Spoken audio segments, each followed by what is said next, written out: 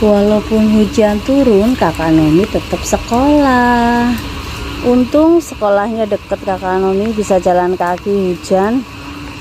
Sekolahnya tuh di situ tuh, deket banget kan guys. Liatin dari rumah aja. Kalau jauh kan repot, adeknya masih bobo. Untung deket.